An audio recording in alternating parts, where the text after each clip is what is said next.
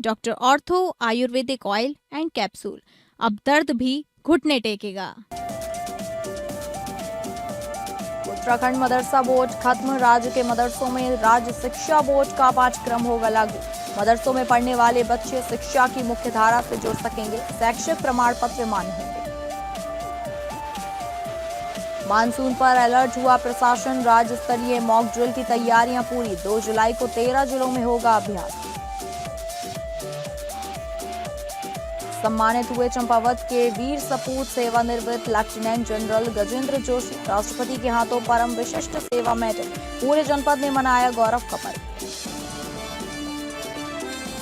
हरिद्वार में होगा हरेला महोत्सव, हरित क्रांति के महाअभियान में 16 जुलाई को एक दिन में लगेंगे 30,000 पौधे।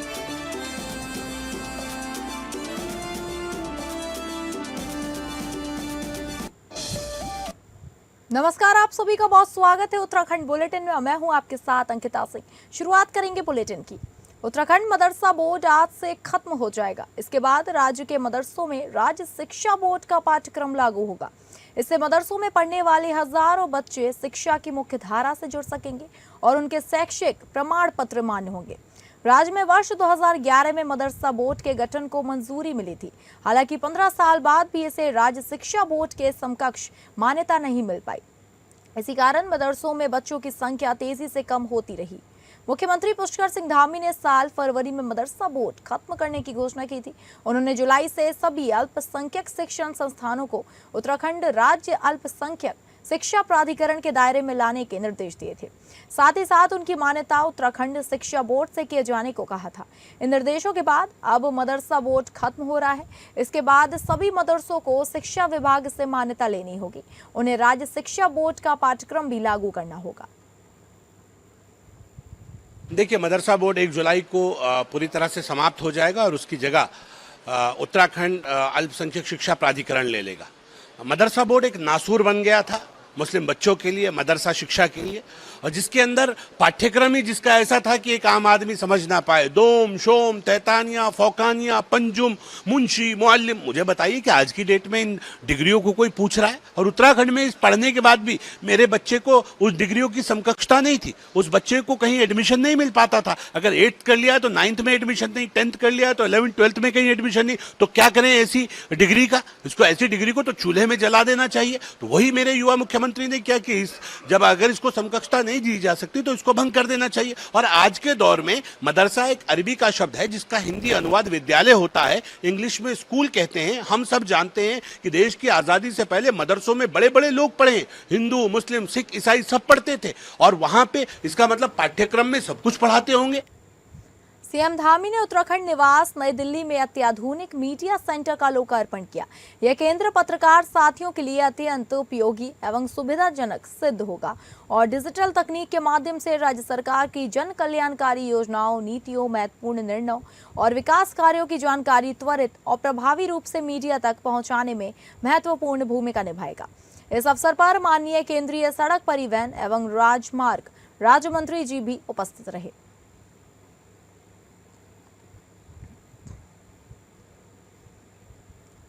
रुद्रपुर को जल भराव मुक्त और स्मार्ट बनाने के लिए बहुप्रतीक्षित ड्रेनेज प्रोजेक्ट को गति मिली है।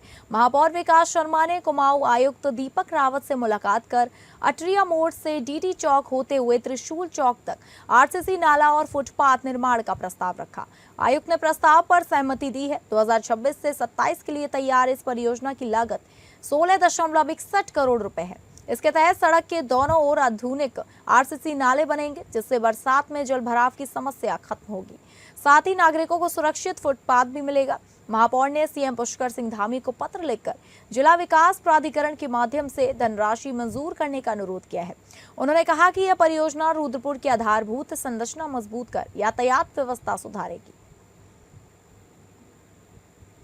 रुद्रपुर ड्रेनेज की सबसे बड़ी समस्या जो त्रिशूल चौक से डमरू चौक होते हुए जिला हॉस्पिटल तक की है, इसके निस्तारण के लिए माननीय मुख्यमंत्री श्री पुष्कर सिंह धामी जी से मैंने निवेदन किया था। उसी क्रम को आगे बढ़ाते हुए आज हमारे कुमाऊं कमिश्नर श्री दीपक रावत जी से हल्द्वानी में आकर मैंने भेंट की और उन्हें अपना प्रतिवेदन मैंने सौंपा कि हमारा इस 16 करोड़ 61 लाख का जो प्रोजेक्ट है, जिससे हमारे जो शहर की मुख्य ड्रेनेज समस्या है, जो त्रिशूल चौक से डमरू चौक होते हुए जिला हॉस्पिटल तक जाएगी, जिसमें दोनों तरफ नाला है और इसके ऊपर फुटपाथ बनाएंगे ताकि लोगों को आराम से इस पर पैदल चलने की भी जगह मिल सके। मानसून के मद्देनजर 2 जुलाई को उत्तराखंड के सभी 13 जिलों में व्यापक मॉक ड्रिल होगी। मुख्यमंत्री पुष्कर सिंह धामी इसका निरीक्षण करेंगे। USDMA में टेबल टॉप एक्सरसाइज कर तैयारियों को परखा जाए। इसमें आपदा प्रतिक्रिया प्रणाली, विभागों के समन्वय, संसाधनों और राहत बचाव की कार्य योजना का परीक्षण हुआ। सचिव आपदा प्रबंधन विनोद कुमार सुमन ने बताया कि यह राज्य की अब तक की सबसे बड़ी मॉक ड्रिल होगी। 66 स्थानों पर अभ्यास होगा, जिनमें 95% स्थान नए हैं। इसका मकसद विभागों को समन्वय, उपकरणों का बेहतर उपयोग और राहत कार्यों को प्रभावी बनाना है। एक्सरसाइज में अतिवृष्टि, बाढ़, भूस्खलन, जलभराव की स्थिति में राहत कार्यों, उपकरणों के इस्तेमाल और राहत शिविरों की व्याख्या पर चर्चा हुई।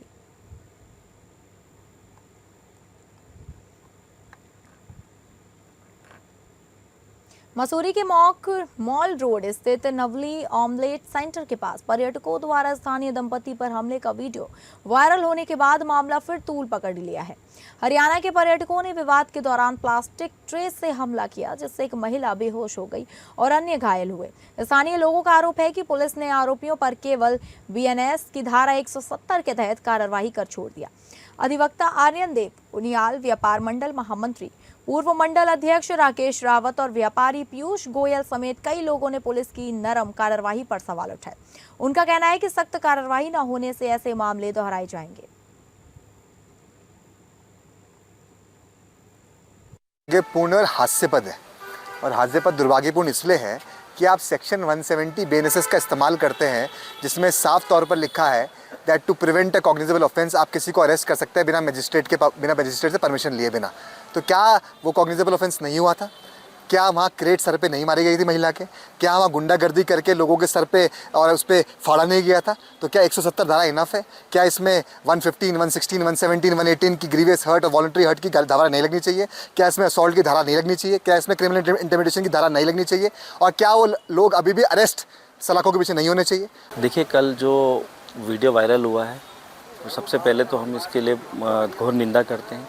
और साथ ही साथ जो प्रश्न चिन्ह वाली बात है, देखिए मैं कानून का ज्ञाता तो नहीं, लेकिन मेरे जितने मित्र वकील हैं, मैंने उनसे पूछा तो उन्होंने बताया कि पुलिस ने बहुत हल्की कार्रवाई, एक तरफा एक पक्षीय कार्रवाई करी है, जो कि बहुत ही निंदनीय है। पुलिस को जो है इस पर कठोर कार्रवाई करनी चाहिए थी। पुलिस को एक नज़ीर बनानी चाहिए थी कि ताकि आने वाले समय पे कोई भी पर्यटक, हम देखिए पर्यटन के खिलाफ नहीं है। पहली बात क्या कि पर्यटन शहर है, हम पर्यटकों का स्वागत करते हैं, हम कहते हैं कि पर्यटक आएँ, लेकिन पर्यटकों को भी अपनी मर्यादा, अपनी सीमा देखनी होगी, स्थानीय निवासियों को भी देखनी होगी। लेकिन कल जो वीडियो आया उसमें सारी देखा जा रहा है कि पर्यटन किस तरह से घूम रहे हैं, पर्यटक वो किस तरह के कपड़े पहन के, वेशभूषा पहन के घूम रहे हैं। पुलिस को ये भी देखना चाहिए कि खाली यही नहीं कि जब झगड़ा हो तभी आना है, इस तरह के हुड़दंगियों पर नज़र रखनी चाहिए। जब देखे 5-7 लोगों का झुंड बाजार में घूम रहा है और व्यवस्था खराब कर रहा है, तो पुलिस की गश्त भी होनी चाहिए। मसूरी उप जिला चिकित्सालय में इलाज न मिलने से 1 साल के मासूम की मौत हो गई। पीड़ित मां ममता सुबह 5 बजे बीमार बेटे को लेकर अस्पताल पहुंची, लेकिन वहां कोई डॉक्टर मौजूद नहीं था। स्टाफ ने बताया कि डॉक्टर 8 बजे आएंगे। बच्चे की हालत बिगड़ने पर मां उसे लंडोर कम्युनिटी अस्पताल लेकर गई, वहां भी डॉक्टर नहीं मिले। देहरादून ले जाते समय झड़ी पानी के पास बच्चे ने दम तोड़ दिया। कुछ दिन बाद ही बच्चे का जन्मदिन था, परिवार तैयारी कर रहा था। ममता ने बताया कि सुबह अस्पताल का गेट बंद था, खुलने पर पता चला कि डॉक्टर नहीं है। उन्होंने कहा कि मसूरी में चिकित्सा सुविधाओं का अभाव है, गरीब मरीजों को उचित इलाज नहीं मिलता, देहरादून रेफर कर दिया जाता है। इसी दिन कैबिनेट मंत्री गणेश जोशी ने अस्पताल को अत्याधुनिक मशीनें भेंट की थी। बावजूद इसके डॉक्टरों की अनुपस्थिति से लोगों का अस्पताल से भरोसा उठ रहा है। मसूरी में हर साल लाखों पर्यटक और आसपास के ग्रामीण इलाज के लिए आते हैं, ऐसे में डॉक्टरों का ना होना बड़े सवाल खड़े करता है। मामला ये है, मेरे बेटे की बहुत तबीयत खराब थी, मैं सिविल पहुंची, बहुत देर में उन्होंने दरवाजा खोला, 5 बजे सुबह पहुंची। जब मैंने दरवाजा खटखटाया, नहीं खोला, फिर मैंने धक्का मारा, दरवाजा खुल गया। मैंने उन लोगों से बोला, भैया मेरा भैया बहुत बीमार है, मेरे भैया का इलाज कर दो। उन्होंने बोला कि हाँ इमरजेंसी बंद है, इमरजेंसी में डॉक्टर नहीं है। मैंने बोला भैया कुछ तो सोचो, कुछ तो करो, 1-2 घंटे का इलाज कर दो, बाकी मैं देहरादून चली जाऊंगी। उन्होंने दरवाजा अंदर रूम का बंद कर लिया, मैं दरवाजा पीटती रही, खोलती रही, पर उन्होंने दरवाजा नहीं खोला। सूरी सिविल हॉस्पिटल एक रेफर सेंटर बन के रह चुका है। मैं आपको कल ही आप लोगों के माध्यम से मुझे पता लगा कि कैबिनेट मंत्री ने निरीक्षण किया और बहुत बड़ी बड़ी बातें कर रहे थे कि मसूरी में डायलिसिस सेंटर की हम तैयारी कर रहे हैं। 15 साल बाद जब चुनाव आ रहे हैं, 15 साल बाद उनको जब विधायक बने हो गए हैं और चुनावी साल है, अब चुनाव सिर पर है, तो उनको डायलिसिस सेंटर की याद आ गई कि मसूरी में डायलिसिस सेंटर होना चाहिए। सेंट मैरीज हॉस्पिटल आपने बंद कर दिया। सिविल हॉस्पिटल के आज इतने बुरे हाल है कि आपके जो कर्मचारियों पर्चा उठा के मरीजों के मुंह पे मारते हैं। मैं कल का ही एक उदाहरण देता हूं। कल बालोगंज क्षेत्र से एक महिला अपना बच्चा लेके इमरजेंसी में गई और उसको बोला गया कि 1 घंटे बाद डॉक्टर साहब आएंगे, और जब तक डॉक्टर साहब आए वो बच्चे की डेथ हो चुकी। मुख्यमंत्री पुष्कर सिंह धामी के आदर्श चंपावत विजन को जमीन पर उतारने की दिशा में एक बड़ी पहल सामने आई है। चंपावत के किसानों की ताज़ी सब्जियां अब सीधे भारत तिब्बत सीमा पुलिस यानी आईटीबीपी तक पहुंच रही हैं। उद्यान भवन विभाग और आईटीबीपी के बीच हुए समझौते के तहत पहली सफल खेप भेजी जा चुकी है, जिससे सीमांत किसानों की आय बढ़ाने की नई उम्मीद जगी है। सीमावर्ती जनपद चंपावत के किसानों के लिए खुशखबरी है। उद्यान विभाग और आईटीबीपी के बीच हुए एमओयू का असर अब जमीन पर दिखाई देने लगा है। समझौते के तहत आईटीबीपी की मांग के अनुरूप 25% ताज़ी सब्जियों की पहली खेप सफलतापूर्वक भेजी दी गई है। इसी पहल का उद्देश्य स्थानीय किसानों को उनकी उपज का स्थायी और भरोसेमंद बाजार उपलब्ध कराना है, ताकि उन्हें अपनी फसल का उचित मूल्य मिल सके और उनकी आय में बढ़ोतरी हो। जिला उद्यान अधिकारी मोहित मल्ली के अनुसार योजना के तहत स्थानीय किसानों द्वारा उगाई गई सब्जियों और फलों की सीधी आपूर्ति आईटीबीपी तक की जा रही है। यदि किसी क्षेत्र में मांग के अनुरूप उत्पादन कम होता है तो अन्य जनपदों से समन्वय कर आपूर्ति सुनिश्चित की जाएगी। प्रशासन अब इस योजना का दायरा और बढ़ाने की तैयारी में है। जल्दी स्वयं सहायता समूह और किसान उत्पादक संगठनों को भी इस अभियान से जोड़ा जाएगा, ताकि अधिक से अधिक किसान इसका लाभ उठा सके। यह पहल न केवल सीमा पर तैनात जवानों को ताज़ी और स्थानीय उत्पाद उपलब्ध कराएगी, बल्कि चंपावत के छोटे और सीमांत किसानों के लिए आय बढ़ाने का मजबूत माध्यम भी बनेगी। स्थानीय किसानों को सशक्त बनाने और आत्मनिर्भर बनाने की दिशा में चंपावत का यह मॉडल अब अन्य सीमावर्ती क्षेत्रों के लिए भी प्रेरणा बन सकता है। वहीं खेत से सीधे फोर्स तक पहुंचती सब्जियां किसानों की आर्थिक तस्वीर बदलने की नई शुरुआत मानी जा रही है।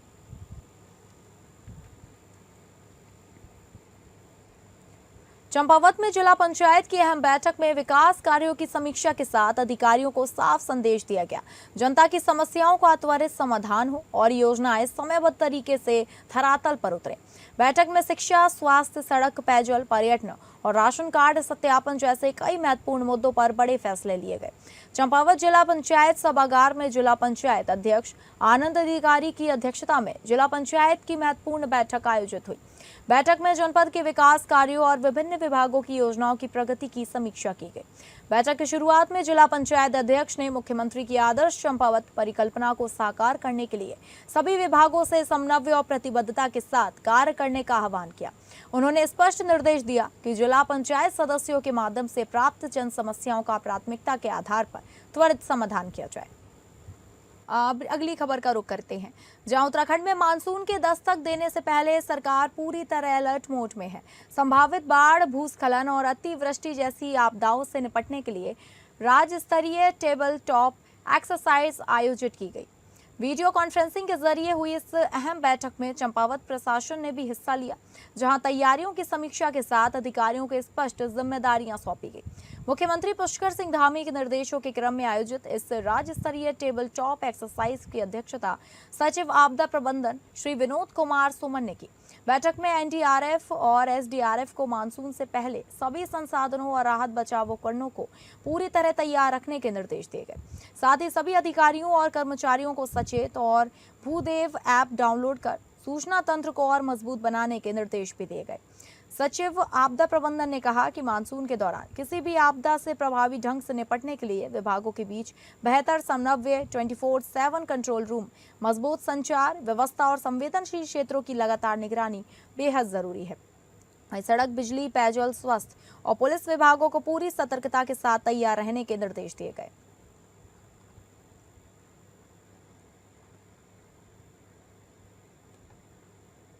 चंपावत जनपद में लगातार हो रही मूसलाधार बारिश के बीच सोमवार को जिला चिकित्सालय चंपावत के सामने राष्ट्रीय राजमार्ग NH9 पर भारी मात्रा में मलबा आने से यातायात बाधित हो गया। बारिश के चलते एक सुरक्षा दीवार का हिस्सा ढह गया, जिसके पीछे जमा मिट्टी का दबाव बढ़ने से पूरा मलबा सड़क पर आ गया और देखते ही देखते सड़क पर वाहनों की लंबी कतारें लग गई। मलबा आने से चंपावत की ओर करीब 1 किलोमीटर और टनकपुर की ओर भी लगभग 1 किलोमीटर तक जाम की स्थिति बन गई। सड़क पर फंसे वाहन चालकों और यात्रियों को काफी दिक्कतों का सामना करना पड़ा। घटना की सूचना मिलते ही प्रशासन और संबंधित विभाग तत्काल हरकत में आ गया। जिलाधिकारी के निर्देशों पर त्वरित कार्यवाही करते हुए महज आधे घंटे के भीतर JCB और मशीनों की मदद से सड़क पर फैला मलबा हटा दिया गया। इसके बाद NH9 पर यातायात पूरी तरह सुचारू कर दिया गया।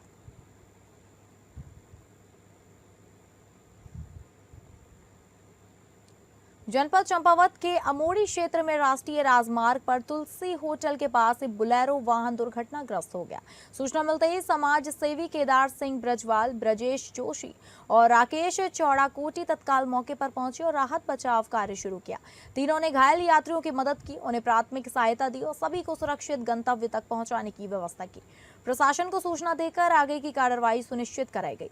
घटना की जानकारी मिलते ही जिलाधिकारी मनीष कुमार ने घायलों के प्रति संवेदना व्यक्त की। जिला प्रशासन की टीम ने घटनास्थल का निरीक्षण कर अधिकारियों को आवश्यक निर्देश दिए। समाज सेवियों की तत्परता और सेवा भावना के क्षेत्र में सराहना हो रही है।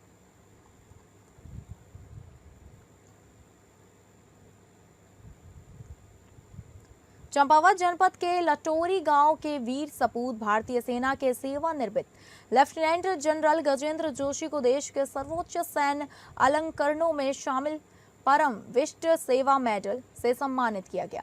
महामहिम राष्ट्रपति श्रीमती द्रौपदी मुर्मू ने 29 जून 2026 को उन्हें यह प्रतिष्ठित सम्मान प्रदान किया। इस उपलब्धि से पूरे चंपावत में गर्व और खुशी का माहौल है। चंपावत जनपद के लटोरी गांव निवासी लेफ्टिनेंट जनरल गजेंद्र जोशी ने अपने लंबे सैन्य जीवन में देश की सुरक्षा के लिए अनेक महत्वपूर्ण अभियानों का नेतृत्व किया। उन्होंने श्रीलंका में ऑपरेशन पवन, पूर्वोत्तर भारत में आतंकवाद विरोधी अभियानों तथा जम्मू कश्मीर में ऑपरेशन रक्षक के दौरान अपने साहस, रणनीतिक नेतृत्व और आदित्य सेवा का परिचय दिया। उन्होंने भारतीय सेना की प्रतिष्ठित स्ट्राइक 1 कोर के कमांडर और महू स्थित इन्फेंट्री स्कूल के कमांडेंट जैसे महत्वपूर्ण पदों पर रहते हुए सेना को नई दिशा देने में अहम भूमिका निभाई। इससे पहले भी उनकी उत्कृष्ट सेवाओं के लिए उन्हें अति विशिष्ट सेवा मेडल और सेना मेडल से सम्मानित किया गया। अब परम विशिष्ट सेवा मेडल से सम्मानित होना उनके अनुकरणीय नेतृत्व, कर्तव्य निष्ठा और राष्ट्र सेवा के प्रति समर्पण का सर्वोच्च सम्मान माना जा रहा है।